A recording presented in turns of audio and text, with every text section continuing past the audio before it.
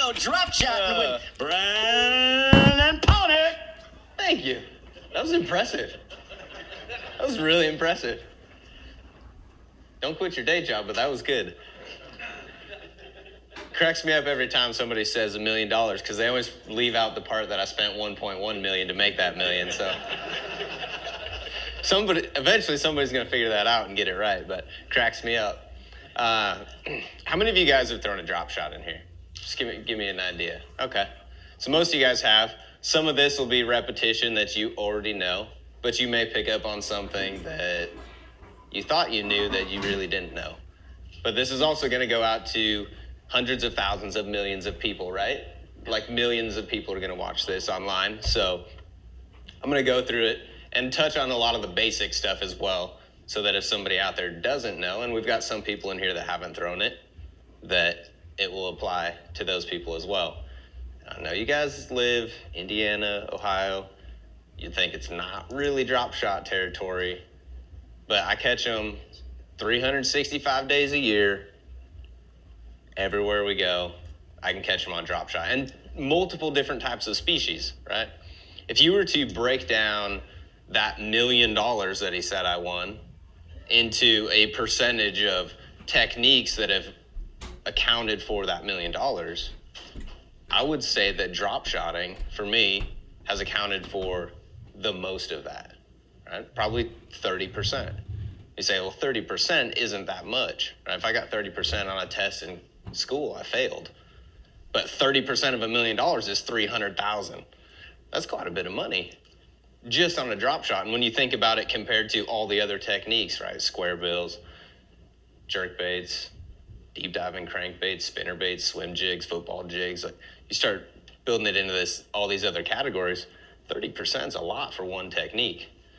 But it's because it's something that I grew up doing. It's something I'm comfortable with. And it's something that I think applies to a lot of different bodies of water. So for me, I can catch fish in the spring in 6 inches of water. And I've caught bass as deep as 75 foot of water on it. And I've caught lake trout in 180 foot of water on it. The only difference is that you just change your weights, your lines. Pretty much my rods and my lines actually stay the same. You're just changing hooks and baits and maybe weights a little bit. So we're going to go through. We're going to actually talk about like different types of covers and structures that I fish different times of year, right? Springtime, summer, fall. Like, what am I going to target with a drop shot? What kind of baits am I going to fish for those? And then we'll also talk about why it's so important to keep it in the strike zone, right? That's one of the most important things for me as a drop shot guy. I love it so much because I feel like I'm being the most efficient.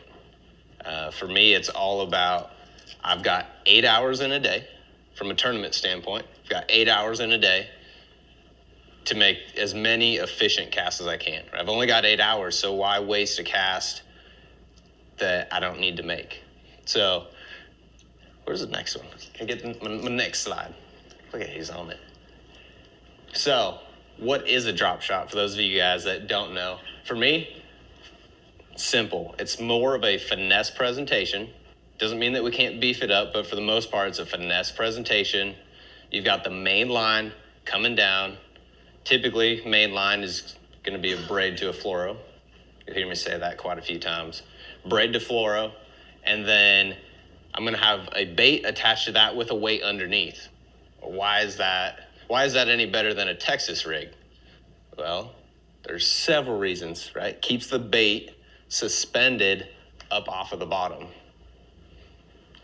Why is that important, Brandon? Well, it does a couple things. One, places like the California Delta. Probably, I've never fished the Ohio River, so I can't judge that. But I would imagine it gets silted in a lot of places. You get, those soft bottoms. And what happens with a Texas rig a lot of times, you pitch it out there, it hits the bottom, and it sinks right into that silt. The fish shows up and they see that dust cloud, but they can't find the bait. And they're looking around for it, and they think it just disappeared. Well, if I pitch a drop shot out there, the weight hits the bottom, boom, and the bait sits up here. Fish shows up, and that bait's sitting right in front of his face. What's he going to do? He's an opportunistic feeder. Bass are opportunistic feeders. I guarantee you they didn't grow up and be like, well, probably now they've all grown up and seen Cincos, but earlier, they'd probably never seen one and been like, their parents were like, oh yeah, that's a Cinco, you should eat that, that's good. No, they just see it and they think they can fit it in their mouth, so they try. They don't have hands, they can't test things. The only way they can test something is by putting it in their mouth. So, keeps it up above the grass. The other thing it does is that it allows me to keep it in the strike zone. We talked about that on the last one. It allows me to keep it in the strike zone for a really long time, as long as I want. I can sit there for all 8 hours on one cast and keep it in the strike zone and move the bait. All right? What other bait can you create that much motion without moving it out of the strike zone? Right? If my leader's this long, I've got 2 or 3 feet to play with, right? The bait's gonna sink down, I can pull it back up, I can shake it, it's gonna move around, have a really short leader and shake it. But with that weight on the bottom, I'm able to keep it there. So there's a lot of times like bed fishing becomes really important, right? So that is why it's important. Now, there's different ways that you can fish a drop shot. Dead sticking, dragging, shaking, and vertical dropping. This picture right here, anybody guess what city that is in the background? Detroit. Yeah, Detroit. That's St. Clair from this year. And St. Clair is a place that drop shot was my main deal. Actually, pretty much the entire second half of the season, I threw a drop shot 90% of the time. Some of the tournaments, that's all I threw. And St. Clair is kind of a unique lake in the fact that it's kind of like fishing for smallmouth in Florida, right? Not a lot of contour lines, big giant bowl, grass, a little bit of rock and sand mix, but those fish just roam and they roam. And so there's a lot of different ways that I can throw a drop shot to get those fish to bite, right? If I'm just trying to locate the fish, a lot of times I'm going to cast it out and I'm actually going to drag that, almost like you drag a Carolina rig or a football jig. I'm going to cast it out there. I actually use my right hand, not my left hand. Cast it out there and I'm literally just dragging it, across my body. Drag it, reel in the slack, drag it. And so I'm covering water, right? I'm looking for those fish. But once I create a series of waypoints or I know where those bass are living, then I'm going to break it down and I'm going to either shaking, if it's deep enough, vertical dropping, but there most of those fish are 15 to 16 foot and I'm not searching around. You will catch them. You'll see them on your graph and you drop on them and catch them, but that's not my main deal. For me, I'm going to cast and cast. My electronics are very important. So I run Humminbird units and I run Humminbird 360. If you ask me what I would give up last on my boat, it would be my 360. I'd give up my Talons. It would be hard to give up my old Treks, but I'd give up side imaging, down imaging. I'd give up all of that before I gave up my 360. Why? Because I'm being efficient. Right? I pull up, going back to St. Clair again, the final day on day 3, made the top 50, had 2 first decent days. At 1:30, I had 1 bass with a 2:30 check-in. 1 bass. All I've got to do is just catch 20 pounds, go on, win AOI, make it easy, right? 1 bass at 1:30. What am I going to do? How do I go and be efficient? Because I know in an hour, it's going to be really tough for me to just randomly run into 4 fish that are cruising around on these grass flats. So I ran to the only area that I knew had rock, and I was able to pick off those single isolated boulders with my 360, right? And I would cast, I would drive up. I didn't have any of them waypointed. I just knew an area where there was rock. I thought that was my best chance to be efficient. I'd roll up, drop the trolling motor, and I'd just start moving around. And the whole time, I'm not gonna just stand there and wait. I'm casting. But as soon as I saw a rock or a boulder or some little hard spot that was different on my 360. All right, so if you don't know what 360 is, it's like radar, shoots out in front of me, but it actually draws the same image as your side imaging. And so if you're, just a quick little side note on down imaging, side imaging, when you're viewing down imaging, it's like you're standing on the bottom of the lake looking at it. Side imaging in 360 is like if you were a bird looking down. That's the image that you're seeing. Does that make sense? A little bit? Yeah, so down imaging is like me standing right here, and that's how it draws the image. So 360 is like side imaging, right? So I can see it. If it's calm enough, I can see the fish which side they're sitting on the boulder. I couldn't do that at St. Clair. But I would cast out there, and I'd just let it sit. I was dead sticking it. That's what they wanted. And it wouldn't take very long, 10 seconds. But if I threw it in there and I'd started shaking it, they wouldn't eat it. Cast it out there, hold it, and just start swimming off. And I literally just drove around and in 45 minutes caught 17 and a half pounds just picking them off these rocks.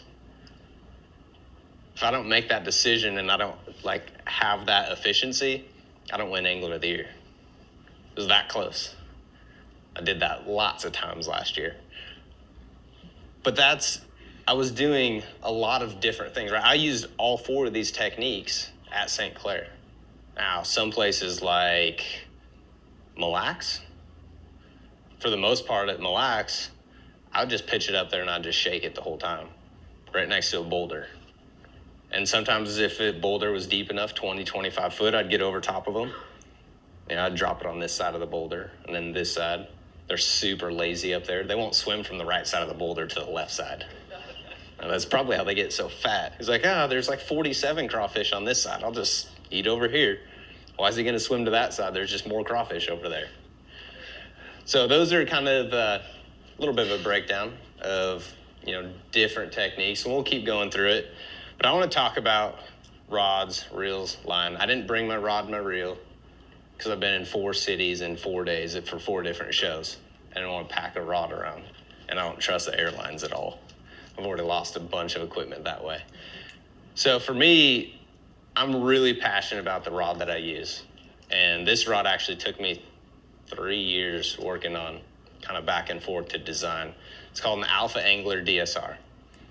A lot of guys probably haven't ever heard of it. What I'm looking for in a drop shot rod is probably different than what the norm is out there. And I want more of a parabolic bend, right? Something that bends more evenly from the butt end of the rod to the tip of the rod. A lot of the first drop shot rods that came out on the market had a stiffer backbone and then a really light tip because they thought that would give you the best action in your bait. Well, the problem with that, there's a couple issues. One is when you have that really light tip and it's super light and it goes just straight into a backbone, it takes a lot of your sensitivity away, right? It's absorbing the sensitivity. The other problem that it does, and this is the biggest problem, is that it's just physics. When that smallmouth, especially if we're smallmouth fishing, if they come up and they jump, when they jump, if your rod is just barely bent, say the first 6 inches is bent, that fish comes up and jumps, throws his head. As soon as that rod goes back to straight, right? If it goes from bent to straight, everything in his head shake past that is slacking your line. So if I have a rod that bends further down and is more parabolic, it transfers the energy. There's more sensitivity in the rod from the tip to the butt. But then also, it's a lot harder for a 4 or 5 pound smallmouth to shake his head that far to create slack in your line. So it's similar to why we throw our crankbait rods. A lot of them are parabolic, so we're throwing treble hooks, and it helps keep them pegged when they come up and jump. It's very similar with a drop shot. And most people don't think about that, but when they come up and they jump, something like that where you're playing those fish out, because we got light line, I can't horse them in unless it's a little 12-incher. But who wants to catch a 12-incher? Well, take that back. We are in the Ohio River. guys get pumped up about 12 inchers. So it's also going to help you keep from breaking your line, right? So that rod is absorbing. Right? The fish love to come up. A lot of times they won't fight very hard until they get right next to the boat. They realize what's going on and they make that last surge. That rod absorbs. Right? If it's just really light tip and then goes into backbone, it can only bend so far before then your line has to take the rest of that stretch, right? Takes that stress of the fish. So that's super important for me. The other thing is balance. The cool thing we did with this rod that I haven't ever seen on another rod is we use 2 different brands of guides on the same rod. So we have 3 Fuji choker guides that are the first ones. So those tame the line. And then it goes to 5 recoil guides because they're lighter and it helps balance the rod. And then there's another Fuji at the tip because recoil guides will groove out on the tip. So never use a recoil on the tip. But that's the best performing guide train on a rod because it gives you the benefit of both worlds. Took us a long time to figure that out. We had the blank and I kept telling him, it doesn't feel right. It doesn't feel right. Like it's just a little bit tip heavy. I'm like, why don't we just put recoils on the top? So we tried it out and that was the ticket. That was the difference maker because it was balanced. It's more sensitive when it's balanced. But to balance that, you also have to throw the right reel on it. I'm not going to throw a big 40 or 4,000 size reel on a little tiny drop shot rod. It's a 610 medium light. The sticker on the rod says medium. It's more like medium light to medium. So I throw a Daiwa Exist 2500. I started throwing that last year. I was looking for what I thought would be the best reel out there. So I started asking guys around, asking Brett Hite and Brent Ayler and some of the guys that fish. And they turned me on to this reel. I bought my first one. And I bought another one. And I bought 2 more. I bought 3 more. And eventually, before you knew it, by the end of the year, that's all I had was this reel, this Daiwa Exist 2500. Just because it is the most smooth reel I've ever fished. Now, if it's going to be the best one, you can imagine what it costs. It's expensive. I will tell you that. But for me, if it's going to account for 30% of my winnings, I have no problem spending the money on it because I'm going to make it back. Right? That's just business. I'll spend it to make it back tenfold on the back end. So with that, how do we get the most performance out of our line? A lot of guys started out throwing straight fluorocarbon. Kind of sucks on a spinning reel. Like, it's tough. There's a lot better fluorocarbons out there now. So for me, I throw the Seagar Smackdown braid. The reason I like it so much is just because of how small in diameter it is, how supple it is, right? There's not a lot of memory in it. And the reason that braid works so well is because of that thin diameter, right? On a smaller spinning reel, I've got 20-pound test right here. So I typically throw 15 or 20 on my spinning reels, and it's the equivalent of 6-pound mono. So I can put this whole entire spool, all 150 yards, on one spinning reel. Now, do I ever get that far? No, not unless I hook a sturgeon. I hook sturgeon on St. Clair. They'll spool you. But the big thing with braid is that it reduces line twist. Right? It's not going to twist up as bad as like a fluorocarbon or a monofilament. It doesn't have that spring effect off of your reel. And then it also helps with sensitivity when we're fishing deep. That low stretch, kind of the stiffness, well, it's not really stiff, but just that low stretch is going to help with that sensitivity, which is one of the most important things that we can have while we're drop shotting, is sensitivity. But I do not want to throw braid all the way down to the bait. I want a little bit of stretch. My rod's going to take a bunch of it, but I want a little bit of stretch, and I also don't want them staring at a line right in their face. It's super small, right? It's like dental floss, a 6-pound test. It's hard for them to see, but I can tie a knot and go to fluorocarbon, and I don't have to worry about that. The other thing is is that if you're fishing around hard cover, you never want to throw braid. Trees, brush, rocks. How many of you guys throw braid when you're flipping trees and rocks and stuff? A few of you guys. You don't have to be embarrassed because I just said don't do it. You can admit it. I'm not going to judge you. I'm trying to help you. That's why I'm here. I'm trying to help you.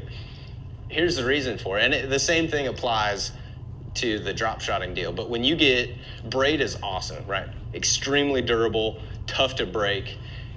You guys would have a way better chance pulling straight on some fluorocarbon than you would braid to break it. The problem is when you get around heavy cover, if you nick braid just a little bit, if you just cut one of those strands, it'll break super easy every time. Doesn't matter what braid it is. If you make a little nick in it, it breaks. So when you get around like rock, it's not good, right? Like it's rubbing up against rock, it starts to fray a little bit, gets a little nick, busts super easy. In wood and brush, because it's such a thin diameter and it doesn't have any stretch, it'll slide down in those cracks, right? Like how many times do you set the hook and it slides down the log and then it just stops, it gets stuck? It's because that line will groove down in and it gets stuck down in the wood. No bueno, amigos, not good.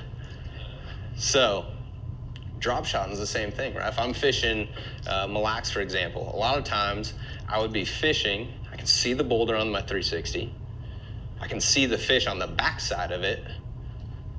Well, it's a lot easier for me to keep that bait in the strike zone if I can throw it over top of the rock rather than circle around the other side and cast on that rock. And so what I would do is I would cast over it, but I've got 10 to 12 feet of fluorocarbon leader, and I would just let that fluorocarbon sit on there, and it holds up a lot better than the braid. It's kind of more abrasion resistance. Not necessarily more abrasion resistance, but if it does get a nick, because it has some stretch, it will hold up a lot better than braid. And then that's how I had to catch them. I'd have to bring them up over those rocks. Same thing if you guys are flipping, right? Don't use braid around heavy cover. Grass, yes, because it'll cut. Did you have a question? Yeah. Did you increase your leader length, or are you afraid of bring your leader down to the spool? You can bring leader lines longer. For me, kind of my general rule of thumb is when I reel it up, I like to get my knot into the spool. Now you'll have another guy come in here and he'll say, whatever I do, I don't want the knot in the spool.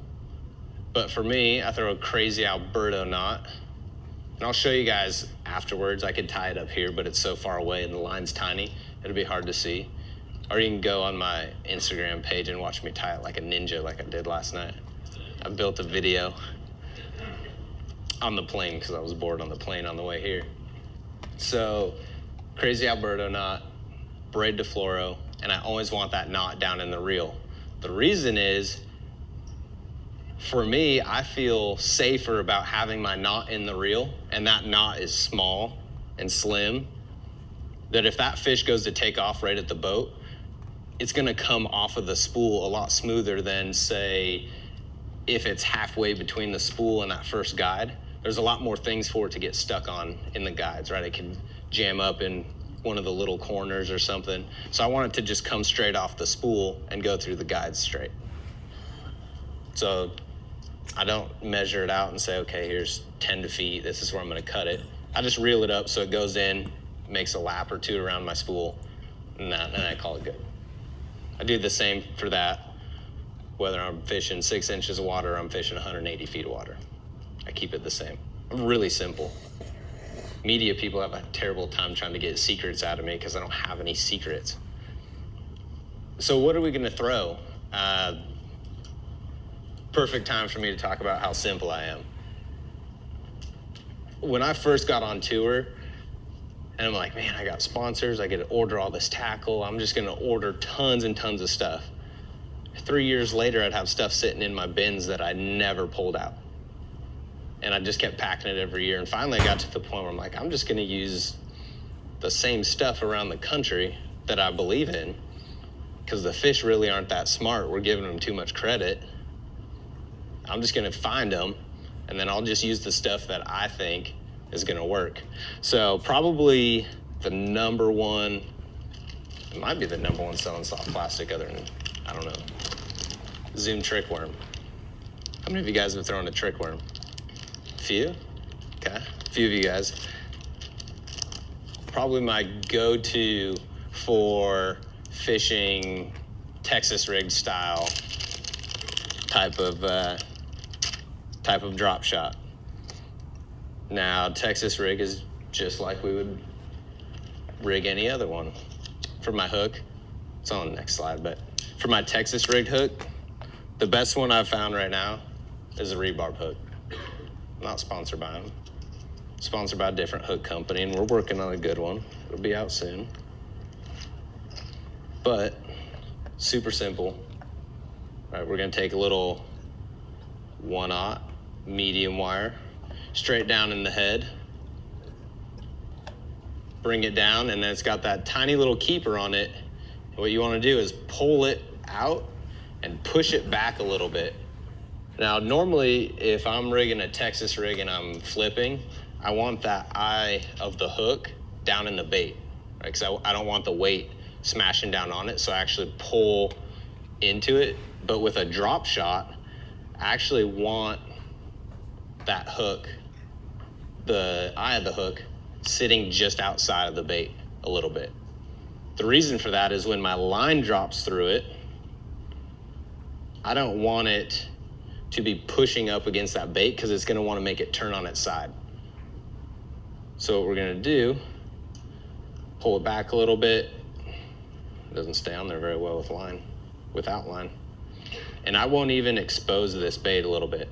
I'll leave it just like that where it's inside, because when they grab it, when you set the hook, it's going to pull down and the angle of that hook is going to drive in the top of their mouth. Right? But when we're rigging this,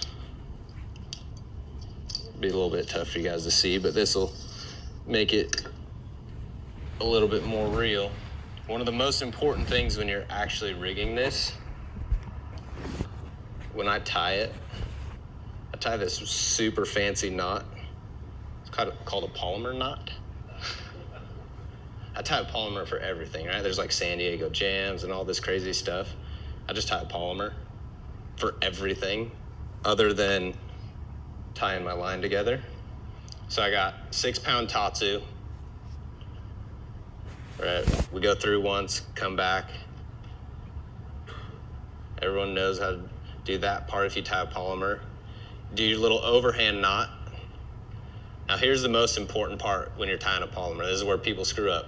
I keep my fingers in here. And when you rotate and bring your bait or your hook or whatever it is, see how my fingers are still in here? I'm pulling and creating that knot at the top. So I'll stick my other fingers in here and actually pull it so that that knot is forming at the top. Lube it up, that's very important. Less friction. So see how my knot is at the very top? If you were to do this and you didn't keep your fingers in there and tie the knot up at the top, it would get all coiled up, especially if you're trying to throw bait with treble hooks. And I literally just then will grab the bait and pull it straight down. That's where people screw up though. They don't put the knot at the top, but that keeps it from crossing over itself, keeps it from getting wrapped up. Now here is another trick. Some of you guys may know this, some of you may not. Take your tag line, right? We're not gonna clip it off. Take your tag line and you're gonna drop it through the eye of the hook. Make sure your hook is not this direction. If your hook is upside down, it will sit upside down. All right, so I'm gonna pull this back out. I'm just gonna see. So see how it's sitting upside down right now? That's without me putting my tag end back through. It is really difficult to hook a fish like that. I promise you. You will go out there, you will throw a drop shot and you'll be like, Brandon is full of it. So how do we solve that problem? Take your tag in, drop it through the right side, the top side of the eye. And all I'm gonna do is I'm gonna pull that tag end down so my knot rotates right inside of my hook. So it's inside the point. And what that's gonna do is it's gonna help protect the knot. But the other thing it's gonna do is look which way that hook's sitting now. It'll make that hook sit right side up every single time, all the time. That's all you gotta do. And then you just attach your weight however far you want away from your hook, right? It can be as short as 5 or 6 inches. I very rarely ever go over about 15. I've seen guys with 2-foot leaders. The only reason you would go like maybe above 15 is you got to think about casting it versus dropping it vertical. I'm going to go shorter every time I go vertical because if I'm straight down, a foot is a foot. If I cast that drop shot out there, right, straight down, foot's a foot. If I cast that out there and I'm pulling it at an angle, if it's 12 inches, it's not 12 inches off the bottom. So if I want to keep it 12 inches off the bottom, I may have to go to 18 inches or something to get that hook point back up above where I want to be. Does that make sense? Right, so a little bit longer when you're casting it. I just wanted to get through that before I started talking into baits too much. So trick worm, Texas rigged. You can wacky rig it, but most of the time I'm Texas rigging this. And I keep it super simple when it comes to colors. This is Z3 Edge. Probably threw this one 75% of the time last year when I was throwing a trick worm. It's green pumpkin, blue on the bottom. I throw mostly variations of green pumpkin. I keep most of my drop shot selections fairly natural with a few exceptions. So it's gonna be a green pumpkin or maybe a June bug if I'm fishing in Florida, a little bit dirtier water. But most of it is gonna be super natural. The other one, the Zoom Z3 Swamp Crawler. Now they have the regular Swamp Crawler, but for me, I like the Z3. It's more of that hand pour style. It's a little bit softer, and I like the flat bottom. Right, so the Z3 version has the flat bottom. Can anyone name this color? Morning Dawn, maybe? This is a great, great color in super clear water. Don't ask me why, because I don't know. It's pink. I've never seen anything in the water swim around that looks like this. Either of the bass. But they're opportunistic feeders, right? And it looks like something they can fit in their mouth. So for this one, this is just a slightly smaller profile than the trick worm. Very similar, straight, boring worm, but it catches fish. Flat bottom, what that's gonna do is we wanna rig that flat bottom down. That's gonna help cover more surface area, so it creates more action with less movement of your rod.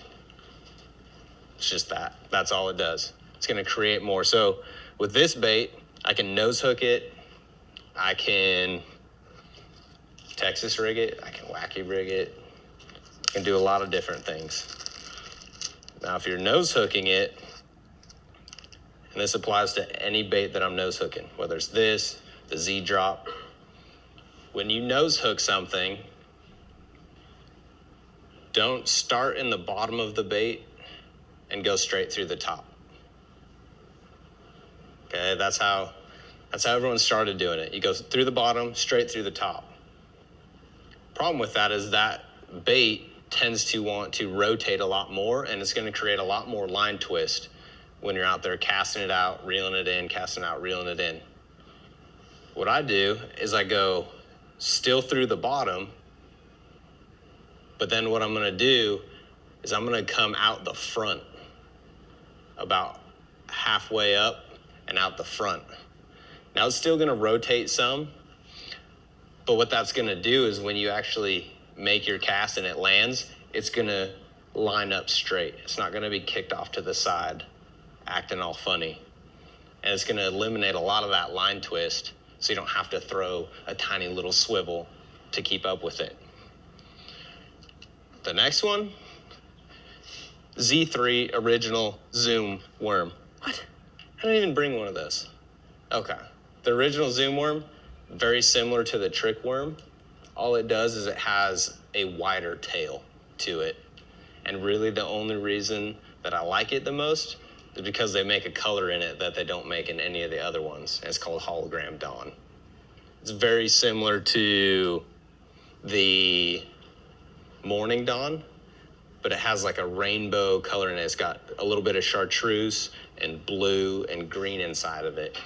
And it is one of the best colors I have found on the Tennessee River when those fish are on ledges and you can't get them to bite anything else. That color will catch them out of the schools more times than anything else.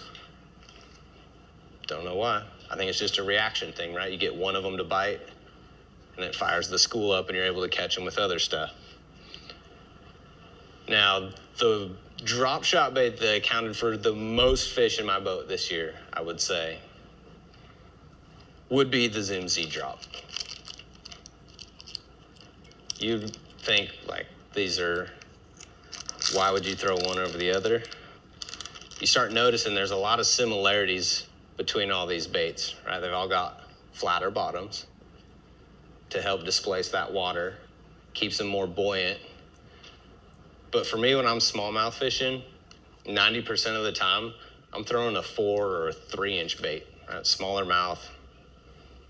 And it's just easier for them to eat. It seems like most of their prey is typically smaller that they eat. Now this one's really hard to Texas rig, and you don't want to necessarily Texas rig it because there's not enough worm there to hold the hook. If you put a hook all the way halfway back, you're eliminating a lot of the action. I want to nose hook this bait so that I'm using the entire bait for all of the action. Right, so smallmouth, smaller type worms. My favorite one to wacky rig is the Zoom Fish Doctor. Still has a flat bottom, but it's a little bit stiffer bait.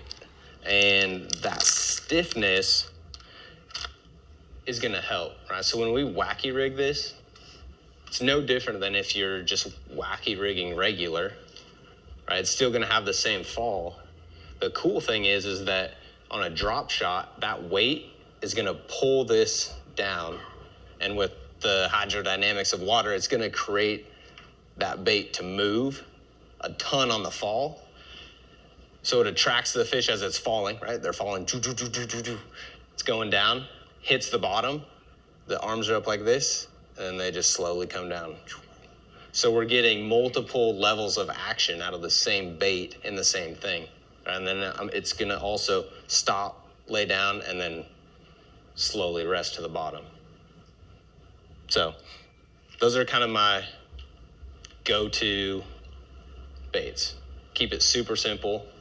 It's about all I pack for my drop shot stuff. And I do it really simple. There's not a lot of hooks or weights that you would throw either.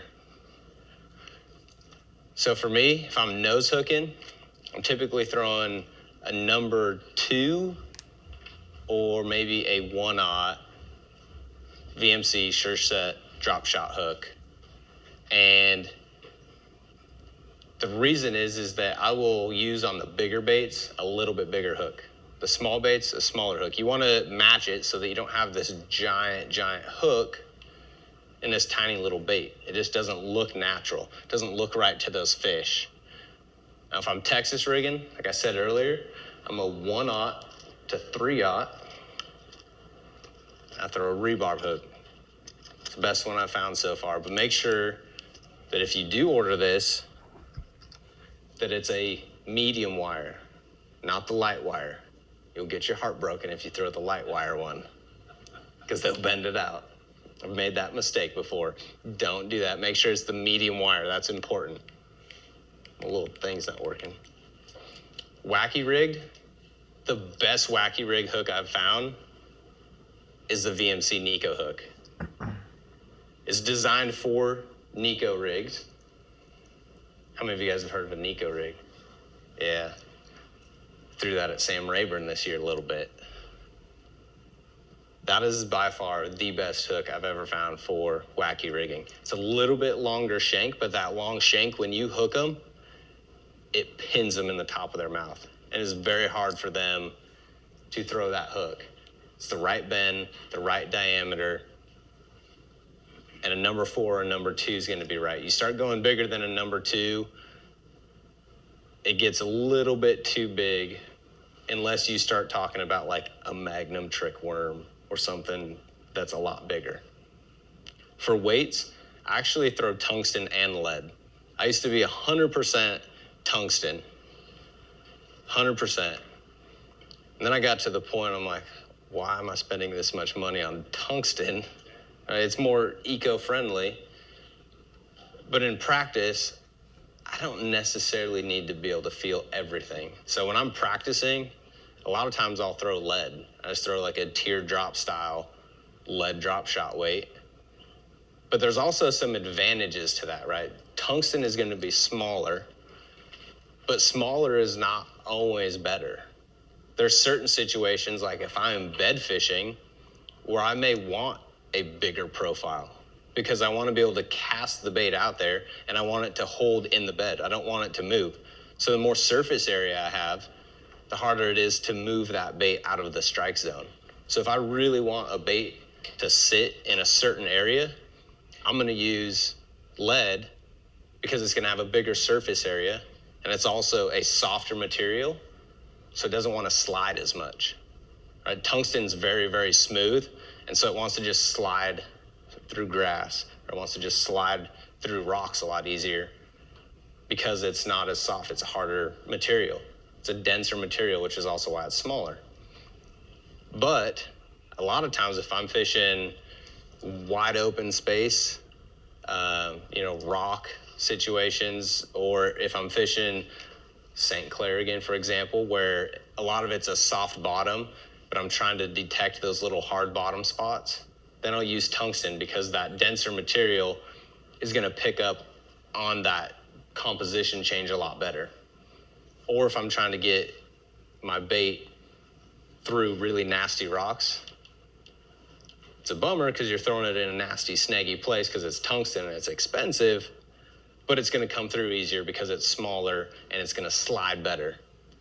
So don't think you have to just use tungsten. You can use lead and tungsten.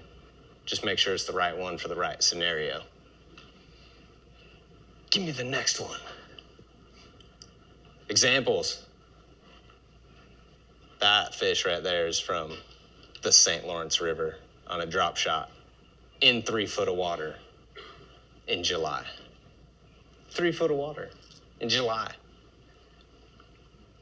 Early spring, this is one of my favorite times to throw a drop shot because everyone else is throwing spinner baits, they're flipping jigs, tubes, Z-hogs, they're throwing bigger baits. And there have been so many times at home, this is where I learned it, it's from home. A lot of our fish in the early spring will pull up underneath the docks to stage. They're holding a bunch of water or a bunch of heat, right? Heat's coming down, radiating off the dock, and those big females will pull up. But they're still very inactive. It's cold, right? Low 40s, mid 40s, and they don't want something that's moving a lot. And a lot of times they don't want a big package. They're not even necessarily there to eat. They're just there because it's warm. You're starting to get those sunny days. The days are getting longer. They get up underneath those docks. We figured out the best way to catch them is with a drop shot because I can pitch it up there and they may only be in 2 or 3 foot of water, but I can just shake it and shake it. And a lot of times our water's pretty clear. I'll watch those fish nose out from underneath the dock. I pitch it right up next to the dock and I can see my bait and I'm shaking it. You don't see anything and you'd be shaking it. About 15, 20 seconds go by. You'll see a little nose creep out from underneath the dock. You just keep shaking it.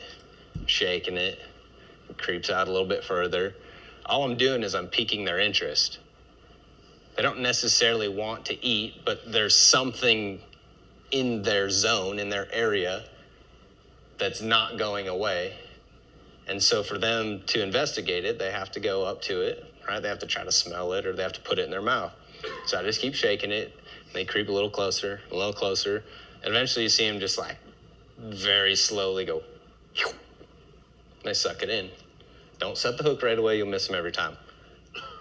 Let them swim back underneath the dock and then set the hook.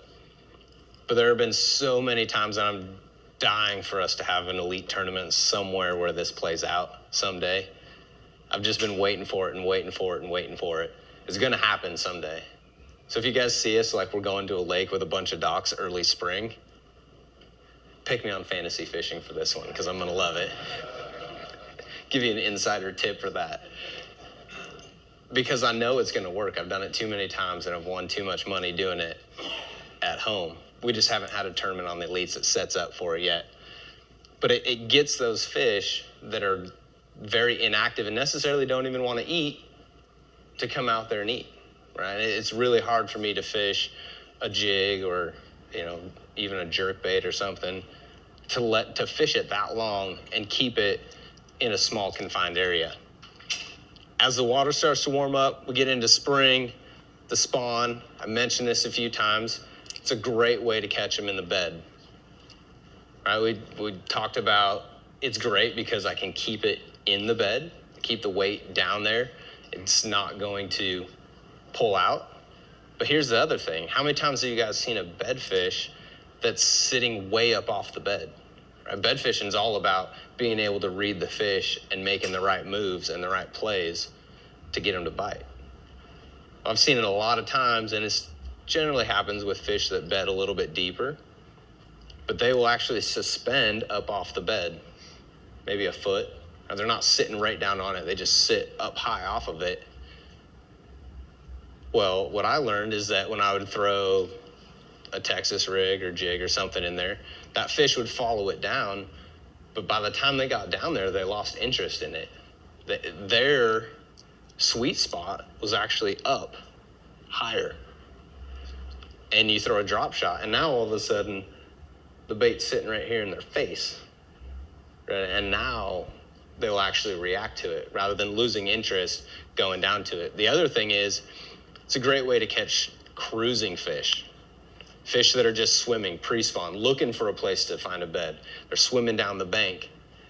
It allows me to pitch that bait out there. One of the most important keys to that is getting it out in front of those fish, right? Where's their path? If they're swimming over there towards Bill, I think they're going that way. I'm gonna pitch it all the way to where he's sitting before they get there, because I don't want the splash to freak him out. And I want that bait to be moving when they swim by. So if they're just kind of swimming by, right, they're swimming by and they see something over here in their peripheral vision that's moving, it'll catch their attention and they'll swim over there. If you cast it right on top of them, they're gone. They spook off. Right? So I try to get it out in front of them and start moving it so that it piques their interest. Talked about sitting high over the bed. I'll apply all the different types of techniques to be able to catch these fish, right? Dragging, dead sticking, shaking it, throwing the wacky rig, that early dock spring bite. That fish doctor is one of the most deadly things you can throw. But what about summer? Do we keep fishing shallow? For most of you guys, probably yes. I don't think you guys have a ton of deep water unless you travel. You go to Lake Erie, right? Erie's probably your guys' best option. But what do those fish do? Right? A lot of them start moving offshore. Some of them will stay shallow if they've got the right water temperatures, the right types of cover. They'll stay shallow, and I'll still catch them on a drop shot shallow.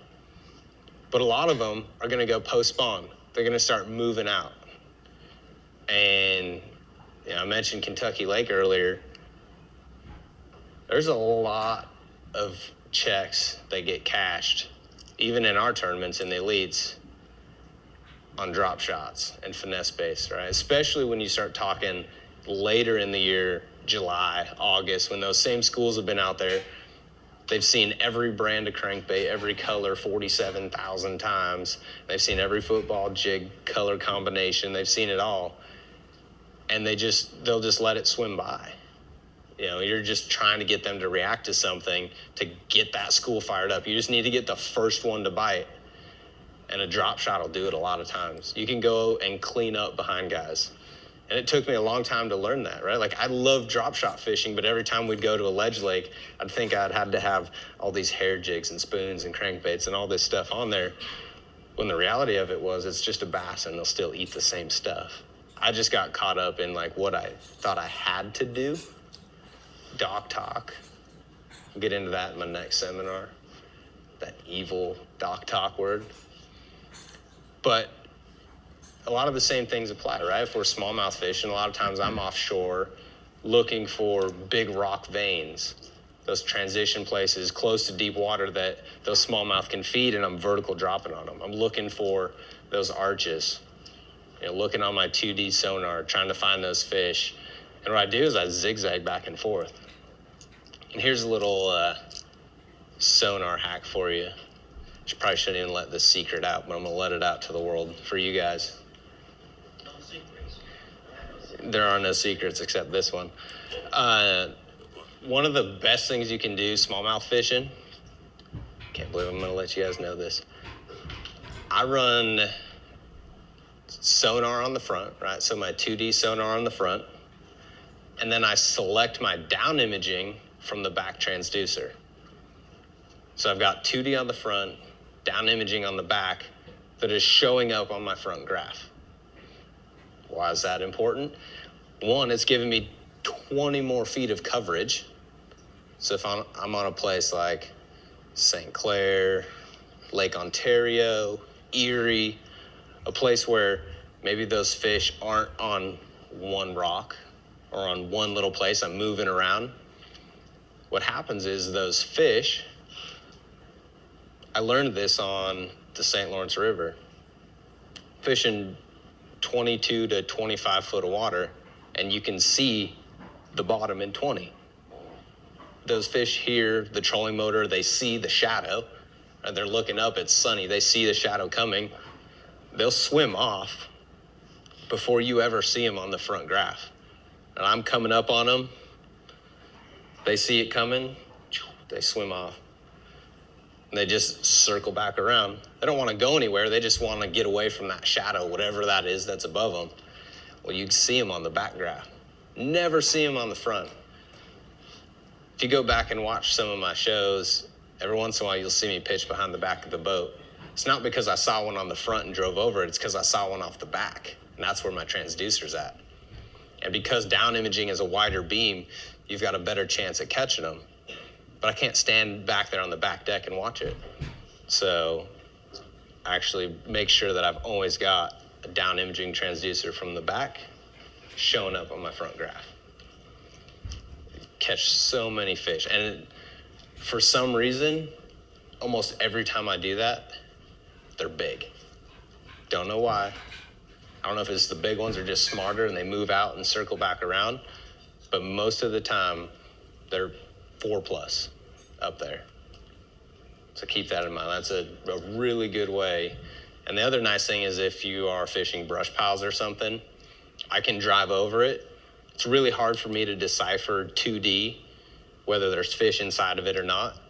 But if I just continue going over it, I know my back transducer is going to hit it, and it's going to show me on down imaging a lot more clear whether those fish are in a brush pile or not. And then I'm able to spin around, hit spot lock, find it on my 360, and actually fish it out. So it's a little sonar hack for you guys that was not in my slideshow. That way people actually have to go through and listen to this whole thing to get all the little tricks. But when those fish, they'll sit in a lot of the stuff in fall, right? And fall happens different times of year. Like where I grew up, Idaho, up here, everything happens twice as fast, right? Our seasons aren't as long because half of it's spent under ice or winter, whatever it may be, right? You guys are going through like a heat wave right now. It's 25 degrees. Those fish, everything happens quick, so it all happens at a different time, right? Like our fall happens very fast at home because once it hits, it's like it's going straight into winter, and those fish are feeding up, and then next thing you know, there's snow on the ground and it's cold. And so a lot of times those fish will position, and a lot of that also depends on what kind of bait fish you have. Right? For me, growing up, we didn't have shad. We didn't have a movement to the backs of the pockets. We had perch, crappie, bluegill, and then we have kokanee, which are sockeye salmon landlocked. We call them blueback at home. Completely different than a blueback herring. Those fish move out. Those fish are moving out as the winter starts to come. They're going deeper. But a lot of the same things can apply, right? We can look at those transition areas, extending points out in front of bays, pockets. I've done some bassies on the percentage triangle. Go back and watch those if you haven't seen them on the percentage triangle. That's how I find my fish. And those fish are out towards that tip, out towards that deeper water, but they'll still live shallow, right? They want to be able to move up and down vertically without having to swim very far horizontal. So as it starts to get colder, still throwing a drop shot, right? Still applying. And as we get into winter, that kind of winter, snow, that's me breaking in my brand new 2018 Skeeter. That was the first day I took her on the water. Figured I'd just, let her know who's boss. Put her out there in the snow with my team partner from home. For me, a lot of times then you start getting around suspended fish. And this is where that vertical technique comes into play, where I'll actually drop it straight down on the fish, watch my bait fall, and I want to hold it above those fish. Most of the time, suspended fish are looking up. They're feeding up, not down. If a fish is sitting in 20 foot over 40, odds are he's not going to swim and follow your bait 20 feet down. If he does, he's going to forget why he followed it down, because they're not smart enough to remember why he followed it all the way down. I believe every fish has a little bit of ADD in them. And by the time they swim 20 feet down, they forgot why they got down there, and they just swim right back up to their buddies. All right, so keep it up higher for them, but it's a great way for those slow-moving fish, lethargic, right? Like we talked about early spring, where they're necessarily not feeding all the time, but you're still able to get those fish to bite. You're still able to trick them into biting. That's all we're doing. We're just tricking them. They're not always hungry. I would say more times than not, they're not hungry when we actually catch them.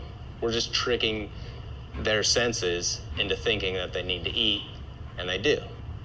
So a lot slower, more dead sticking, more vertical fishing for me in the wintertime. My man, you guys got any questions? You like my little question, dude? Yeah, what do you got? Getting hung up. So his question was, how do you keep it from getting hung up? And you're talking about like cover in the cover and. Yeah, I feel like I have fish in open water. So that's a great question. How do you keep it from getting caught up in the cover, or fishing around heavier cover? For me, that's when I'm going to go to a little bit heavier line. If I'm throwing it on a spinning rod, I'll still throw a bait cast, or I'll still throw the braid, but I'll go to like a 10 pound. I was throwing 15 pound Seagar Smackdown at Sam Rayburn with a 10 pound Seagar Tatsu leader. And the very first fish I caught was 8 pounds, 4 ounces, and it had me stuck in a tree for almost 3 minutes. It's on video. You can go watch it on my YouTube page. I fight it for 3 minutes. Are you kicking me out? No, we're not kicking you out. We're actually going to leave you here, but this is the time when we break, your perfect timing, when we go ahead and break out sessions, and we're going to have Skeet. I see his yellow rods back cool there, kids. so he'll be sitting down there. The cool Skeet, this cool, Yeah. cool yellow Skeet back there. Going to keep you here, so those that have the questions from your seminar can come up here. Yep. They can go back and see Skeet. And we'll have John, maybe if you come down over towards the front corner, it'll be great. But let's give Brandon a huge round of applause. Take a short you. little break. And